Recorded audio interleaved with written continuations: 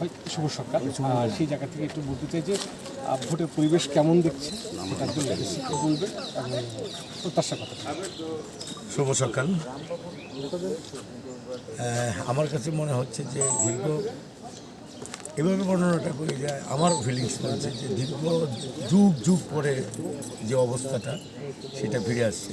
আমার মনে হয় যে 2001 সনের পরে বাংলাদেশে কোনো ভোটের পরিবেশ ছিল না, ইচ্ছাও ছিল না যারা তখনকার সময় রাজত্বটা করেছে।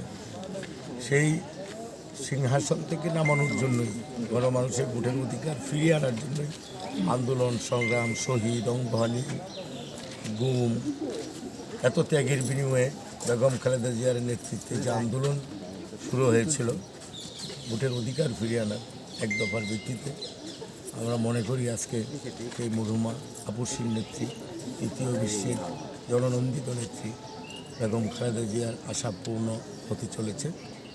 মানুষের মাঝে ব্যাপক উৎসাহ উদ্দীপনা নিয়ে ভোট কেন্দ্রে উপস্থিতি দেখছি। খুব শান্ত পরিবেশ, কোনো হন্ডা গুন্ডা নেই। আমরা মনে করি যে নতুন সূর্য উদিত করতে হলে মানুষের যে স্যাক্রিফাইস, অংশগ্রহণ, আন্তরিকতা সকল পরিবেশে এখন পর্যন্ত বিরাজমান।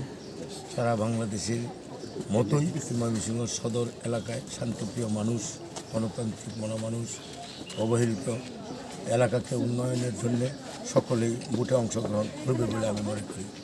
আমরা যখন প্রচার অভিযানে গিয়েছি দেখেছি মানুষের উচ্ছ্বাস, দেখেছি মানুষের চাহিদা, দেখেছি মানুষের আকুতি এক সময় যে আমরা এত বছর যাবৎ আমাদের নিজস্ব ভোট, নিজের ভোট নিজে দিতে পারি না, দিনের ভোট রাতে হয়ে যায়, ন্যাক্কারজনক ইতিহাস। আমার নতুন ভোটার আমি নতুন প্রজন্মের ভোটার। এবার একটি ব্যাপার খুব ভালো লেগেছে, আমরা যখন ভোট চাইতে গিয়েছি তারা আমাদেরকে প্রশ্ন করেছে, তারা জানতে চেয়েছে যে নির্বাচনে জয়ী হলে আপনাদের আশা আকাঙ্ক্ষা কী।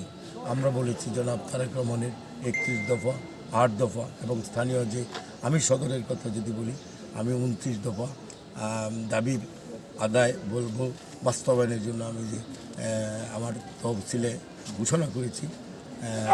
জনগণ এবং নতুন প্রজন্ম তারা খুব আনন্দিত, তারা সহযোগিতা করবে।